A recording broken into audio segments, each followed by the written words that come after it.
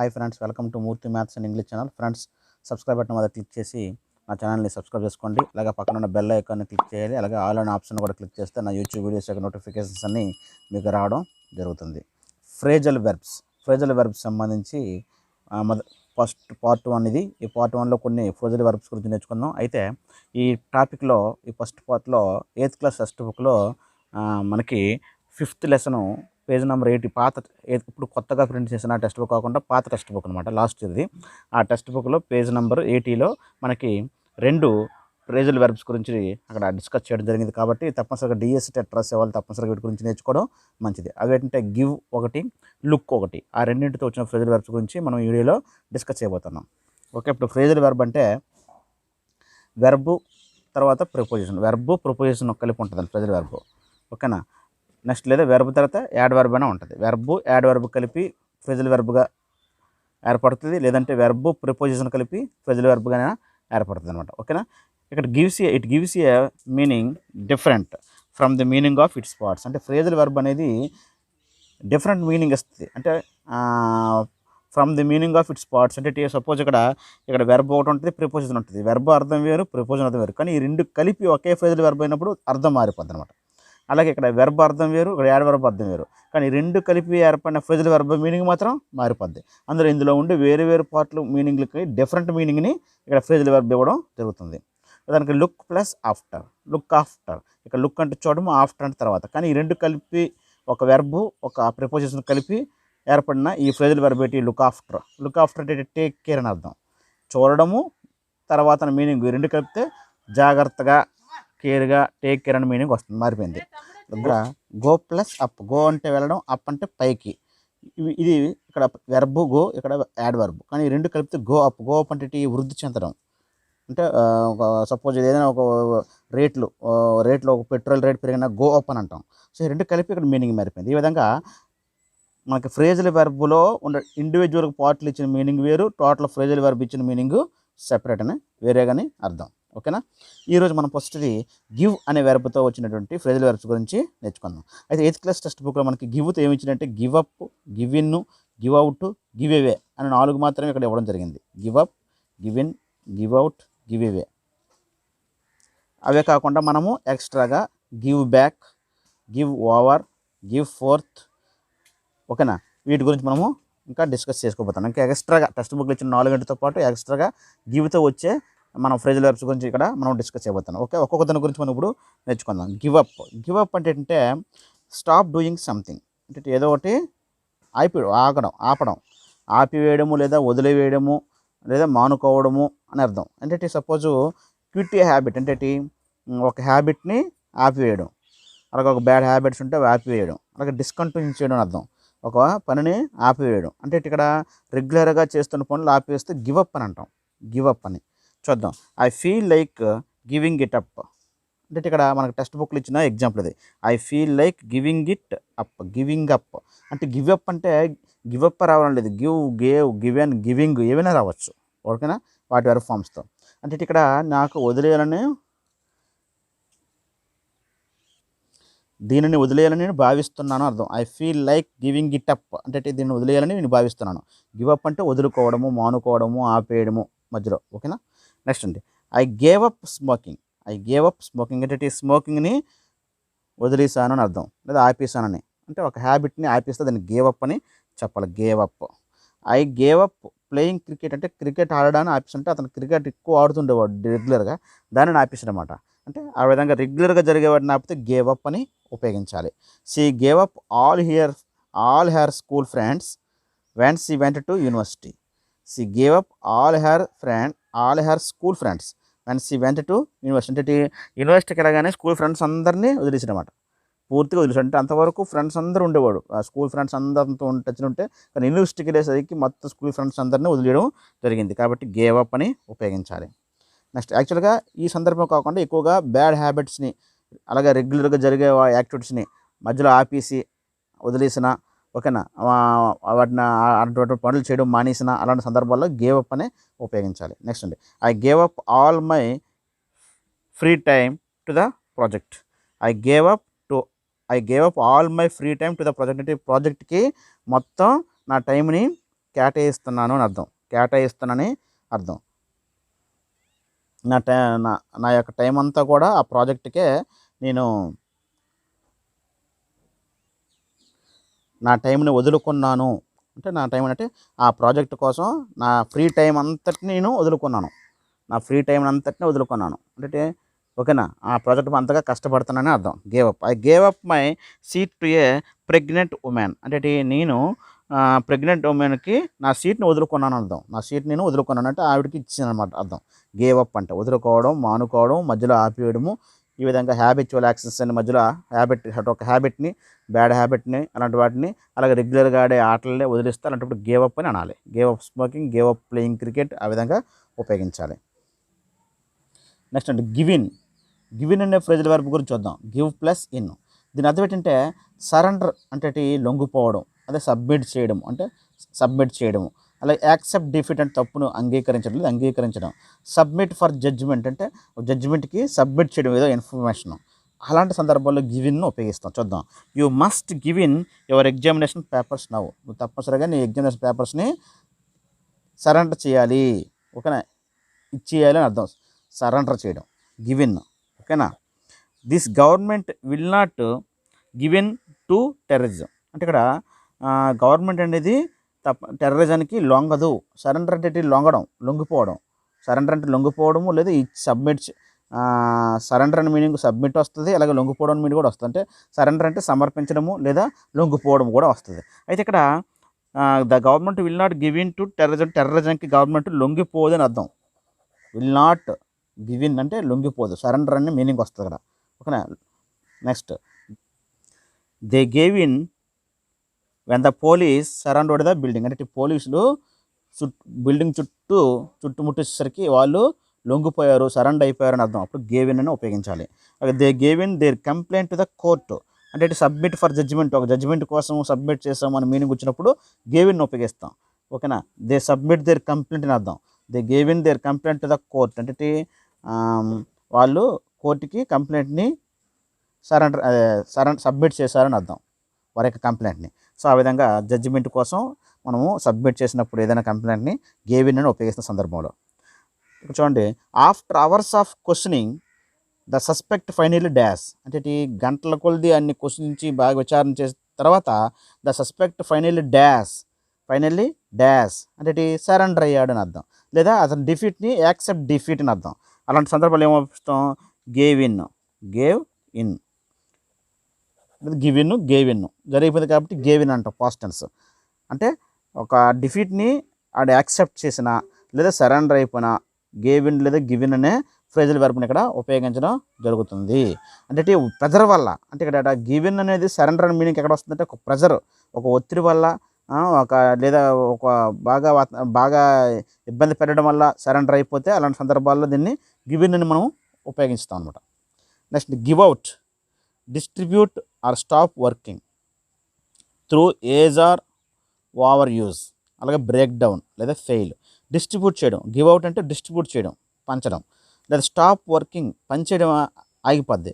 Stop అంటే ఒక habit చేస్తున్న పని మధ్యలో ఆపిస్తే వదులుకోవడం మానుకున్న జరిగితే గివ్ అప్. ఇదేంటిది గివ్ అవుట్ అంటే స్టాప్ వర్కింగ్, చేస్తుంది పని చేయడం మధ్యలో ఆగిపోద్ది అనమాట. ఎక్కువగా ఓవర్ యూజ్ చేయడం వల్ల, ఏజ్ ఎక్కువ అయిపోవడం వల్ల సరిగ్గా పని చేయలేకపోయినా అది గివ్ అవుట్ అంటాం. ఒక కారు ఎక్కువగా రన్నింగ్ చేస్తూ మధ్యలో ఆగిపోతే దాన్ని గివ్ అవుట్ అని ఉపయోగిస్తాం. బ్రేక్ డౌన్ అంటాం. ఒక బ్రేక్ డౌన్ అని అంటాం. లేదా ఫెయిల్ అయిపోయినా అలాంటి సందర్భాల్లో గివ్ అవుట్ని ఉపయోగిస్తాం. He gave out some fruits to the poor. అంటే కొన్ని పండ్లని పేదవాళ్ళకి పంచాడు, డిస్ట్రిబ్యూట్ చేశాడు అని అర్థం. డిస్ట్రిబ్యూట్ చేసిన మీనింగ్లో గేవ్ అవుట్ అని ఉపయోగిస్తాం. I had been having trouble with my laptop and it finally gave out at the weekend. I had been having trouble with my laptop అంటే నా ల్యాప్టాప్తో చాలా చాలా సమస్య పడుతున్నాను. And it finally gave out at the weekend. మొత్తం ఏంటంటే ఈ వీకెండ్కి అది మొత్తం ఆగిపోయింది, పనిచేయడం ఆగిపోతే, పనిచేస్తున్న ఒక వస్తువు కానీ ఒక వెహికల్ కానీ ఏదైనా పనిచేస్తున్న ఆగిపోతే దాన్ని గేవ్ అవుట్ అని మనం ఇక్కడ ఉపయోగించాలి. నెక్స్ట్ అండి, the water gave out after a week in desert. The water gave out after a week in the desert. ఇక్కడ ఏంటంటే మనం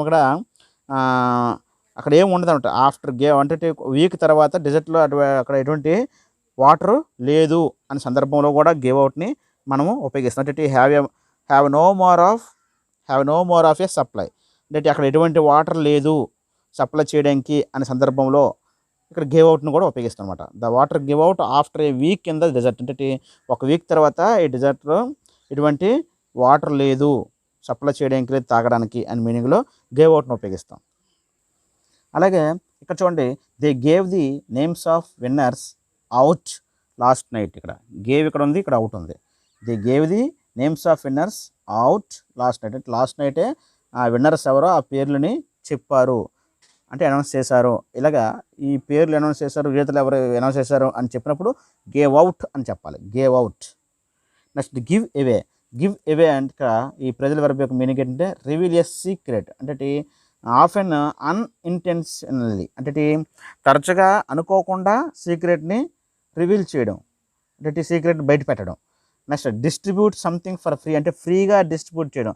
ఆఫర్లు ఇస్తారు షాపులు అంట, పెద్ద పెద్ద షోరూములు అంటే ఆఫర్లు ఇచ్చినప్పుడు ఫ్రీ ఇస్తారు కదా, అలాంటి ఒక సందర్భాల్లో గివ్ అవేనే ఉపయోగిస్తాం. అలాగే అథారిటీస్కి ద్రోహులను అప్పగించడం, అథారిటీస్ కంటే పెద్ద పై అధికారులకి ఎవరైనా ద్రోహులు జరిగితే వాళ్ళని అప్పగించినప్పుడు గివ్ అవేనే ఉపయోగిస్తాం.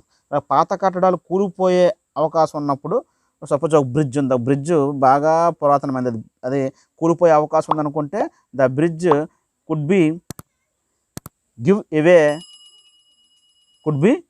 అని అంటాం, అంటే తప్పనిసరిగా అది కూలిపోయే అవకాశం ఉందని చెప్పడం. చూడండి, don't give away the secret, అంటే గివ్ అవే ద సీక్రెట్, దయచేసి సీక్రెట్ని రివీల్ చేయకుని అర్థం గివ్ అవే అంటే. Next, she didn't give anything away about the party. She didn't give anything away అంటే పార్టీకి సంబంధించి ఎటువంటి విషయాలు బయటికి చెప్పదు అని, రివీల్ చేయదు అని అర్థం. రివీల్ చేయడం, బయట పెట్టడం గివ్ అవే అంటే. Next, the shop is giving away a free gift with clothes, అంటే ఆ షాపు బట్టలతో సహా ఒక ఫ్రీ గిఫ్ట్ని ఇక్కడ ఇస్తుందని అర్థం. గివ్ అవే అంటే ఫ్రీగా ఇవ్వడం, giving away. The gang gave him away to the police, అంటే గ్యాంగు అతనిని పోలీసులకి అప్పగించారని అర్థం. ఒక పై అథారిటీకి ఒక ద్రోహుల్ని తప్పులను అప్పగిస్తున్నట్లయితే గివ్ అవేని ఉపయోగించాలి. గివ్ అవే.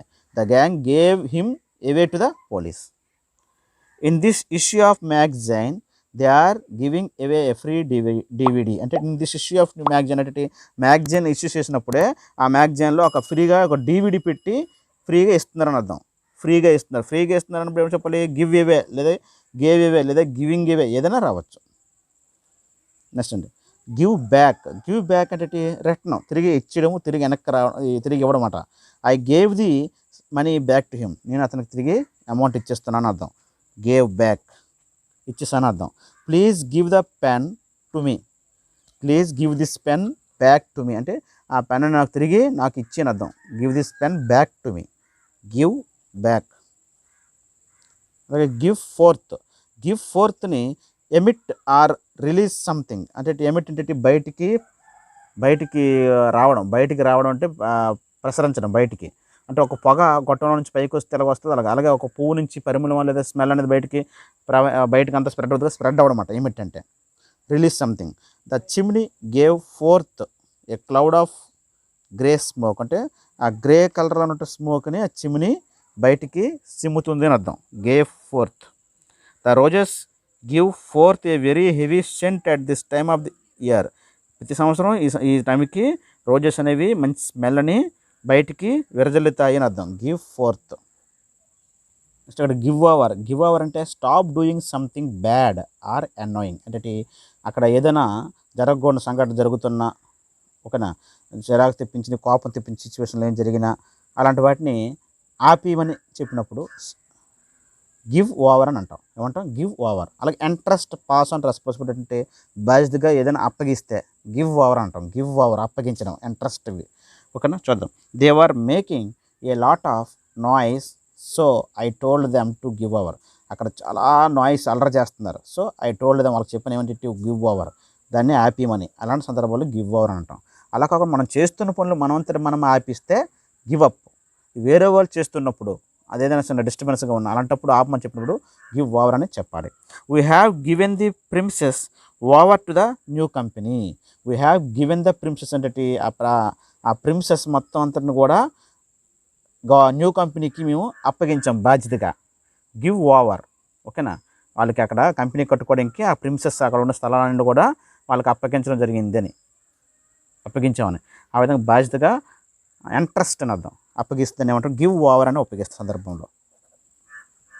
నెక్స్ట్ అండి, do you here that the barber shop is dash free haircuts today.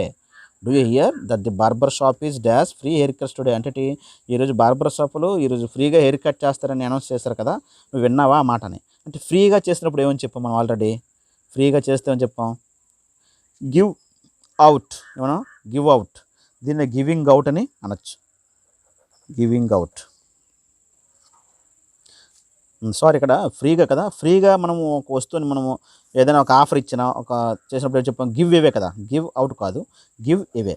కాబట్టి గివింగ్ ఇవే, ఇక్కడ ఈజ్ బిఫోర్ ఉంది కాబట్టి the barber shop is giving away free haircuts today. So answer giving అవద్ది, give out కాదు.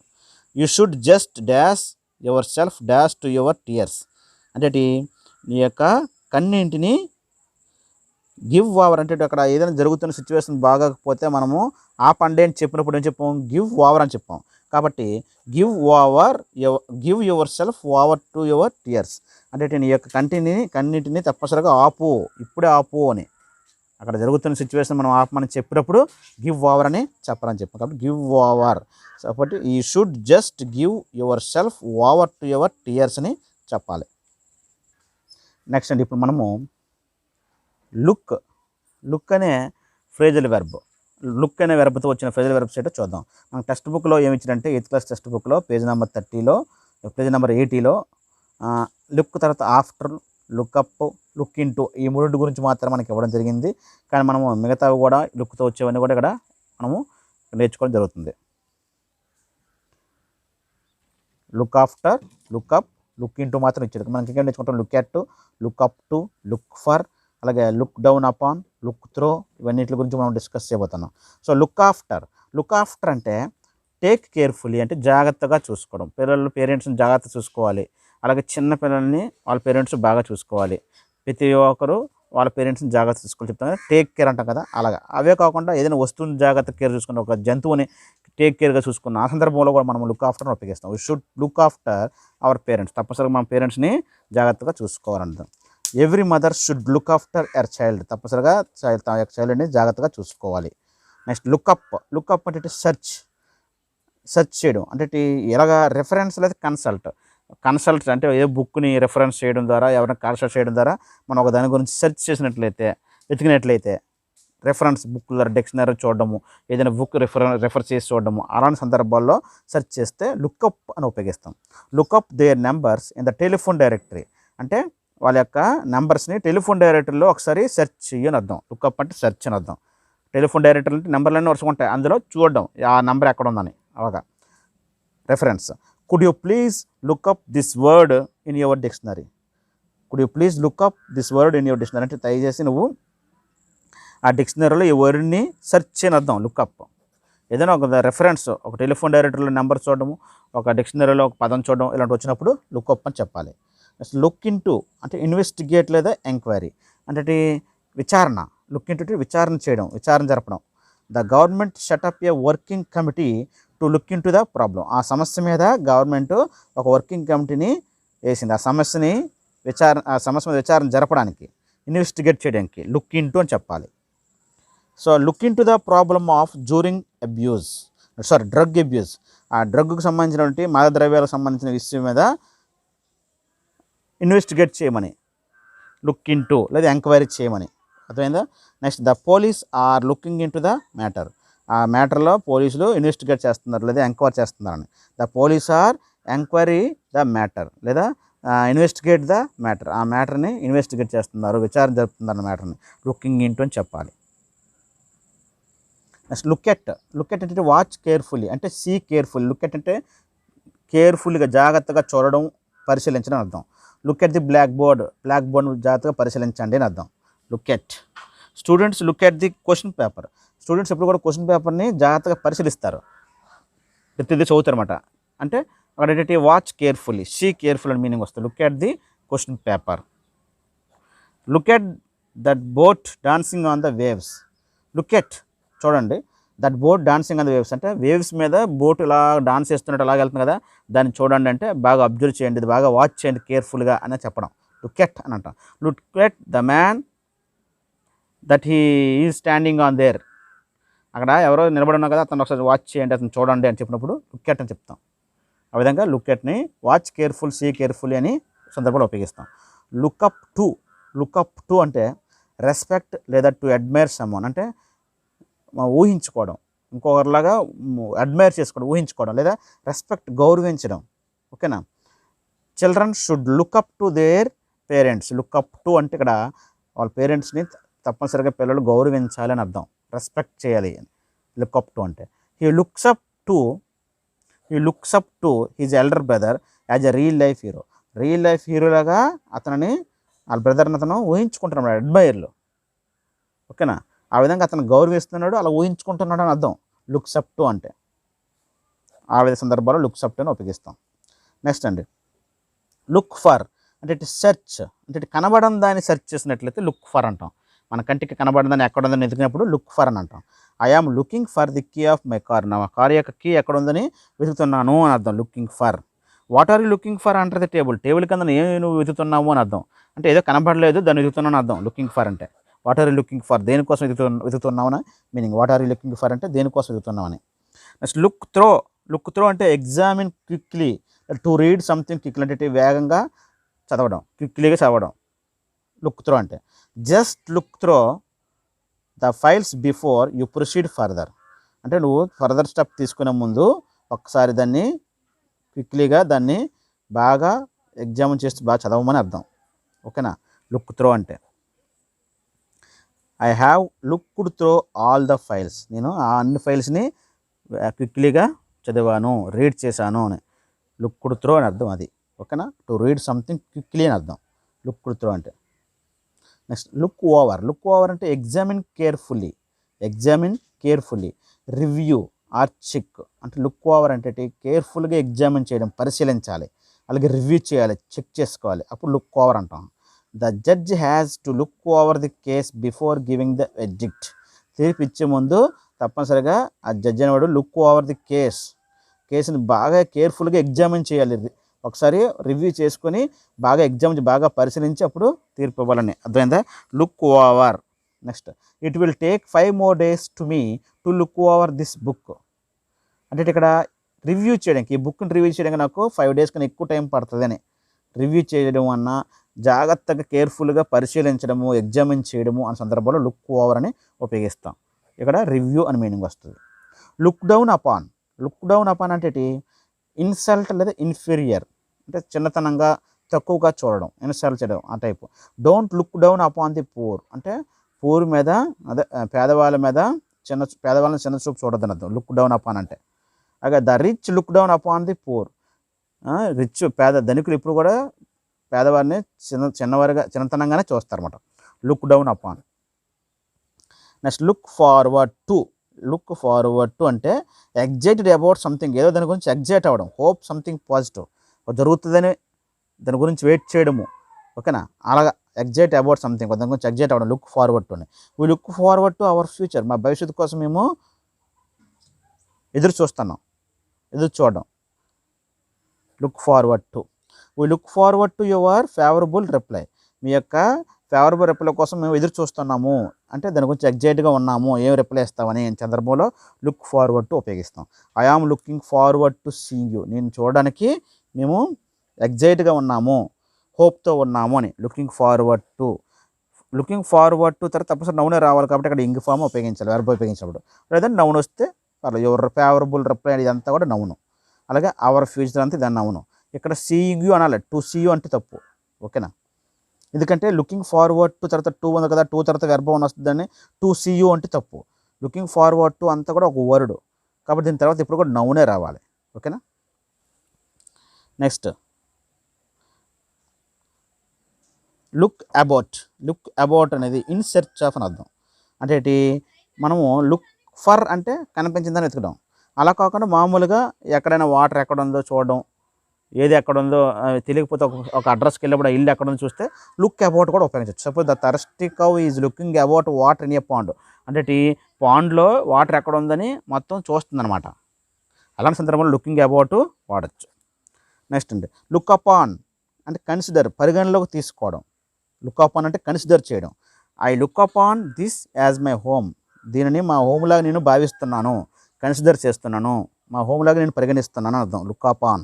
We look upon you as belonging to the family, మేము నిన్ను మా ఫ్యామిలీకి చెందిన వాళ్ళగా భావిస్తున్నాము అని చెప్పినప్పుడు లుక్ అపాన్ అని చెప్పాలి. ఒక ఫ్రెండ్స్ ఇది లుక్తో వచ్చినటువంటి ఫ్రేజల్ వెర్బ్స్, గివ్తో వచ్చే ఫ్రేజల్ వెర్బ్స్ ఈ వీడియో మీకు చెప్పడం జరిగింది. ఇది 8th class text book 5th lesson page number 8లో పాత టెక్స్ట్ బుక్లో ఇవ్వడం జరిగింది. తప్పనిసరిగా టెట్ డిఎస్ రాసేవాళ్ళు ఈ వీడియోని బాగా చూస్తే మీకు ఈజీగా అర్థమవుతుంది. ఓకే ఫ్రెండ్స్, నెక్స్ట్ మరికొన్ని ఫ్రేజల్ వెర్బ్స్తో మీ ముందుకు రాబోతున్నాను. Thank you friends.